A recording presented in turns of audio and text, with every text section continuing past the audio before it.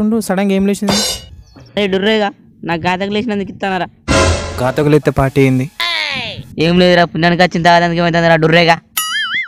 సరే సరే తొందరగాని నేను మా అయ్య బాయికడి వెళ్ళి మా బెబ్బర్ షార్ అన్నయ్యని కలవాలి. అరే డుర్రి ఏమైందిరా, ఇప్పుడే ఇచ్చుకొచ్చినవారా? అమ్మయ్యా ఒక పని అయిపోయింది. బెబ్బల బతులు మొత్తం నింపుడే. మా తమ్ముడు ఫోన్ చేయాలి.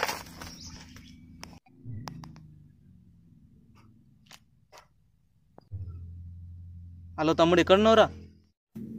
చెప్పు బెబ్బర్ షార్. నా చెప్పు నీకెందుకురా? అయితే కానీ తక్కువ రాలి, ఇక్కడ బెబ్బరి బత్తాలు మొత్తం నింపున్నాం. బెబ్బర్ షార్, నేను డిండుని మాట్లాడుతున్నా. మీ తమ్ముడు డిచ్చి కొట్టిండు ఇక్కడ. డిచ్ అయిపోయిన పిల్ల ఏం తాగిళ్ళు? బెబ్బర్ షార్ చిన్న పార్టీ చేసుకున్నాం, థమ్సప్ చేసుకున్నాం. థమ్సప్ తాగి డిచ్ అయ్యిందా? అరే వాడిని బెబ్బరి బత్తాలు పట్టుకోమను, లేకుంటే బెబ్బర్లు వేయించినట్టు ఎంచుదా.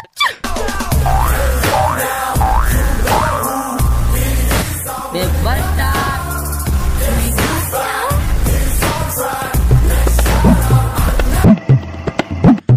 అమ్మయ్యా నీళ్ళు కట్టడం అయిపోయింది, ఇంటికి పోవాలి. ఏంటిది? మీరు ఎక్కడ ఉన్నా ఎలా ఉన్నా ఏ పరిస్థితుల్లో ఉన్నా వెంటనే బెబ్బర్ స్టార్ని ఆపి రూపాయి అడగండి.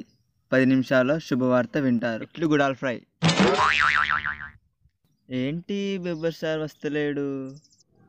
ఏ వస్తున్నావా?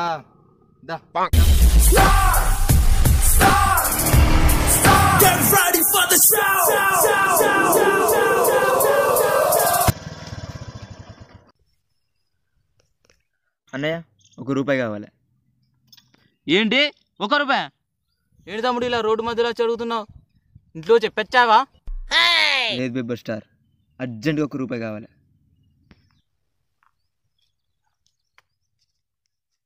ఇగో తమ్ముడు 1000 రూపాయలు. రూపాయి తీసుకొని మిగిలిన పైసలు. 1000 రూపాయలు వద్దన్నయ్య, 1 రూపాయి కావాలి. ఎవరి కోసం కాంప్రమైజ్ కాను, ఎవరి మాట వినను అన్నయ్య. ఏంట్రా 1 రూపాయి? నీకు డబ్బులు ఇచ్చుడే ఎక్కువ, అందులో ఎండిపోయిన బెబ్బెరుతున్నట్టున్నావు. తప్పుకో, లేకపోతే ఆగమాగమే. ఏమన్నావు? నన్ను బెబ్బరిత్తన్నావా? గోడకేసిన పిడిక లెక్కున్నావు నువ్వు. ఏంట్రా నువ్వు నన్ను వెళ్ళనిచ్చేది? నేను సైనించలేకపోతా. నేను వెళ్ళనివ్వను.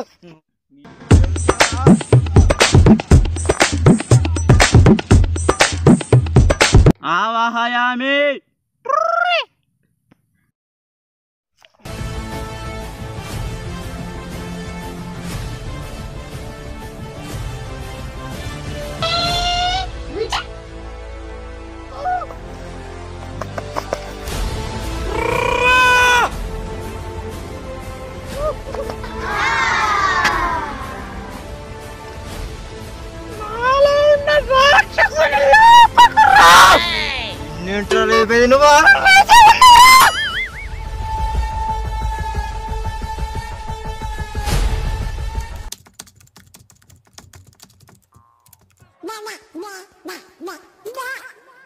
సెకండ్ ఇచ్చుకో, దొరకట్టుకో. పోరా రే బెబ్బర్.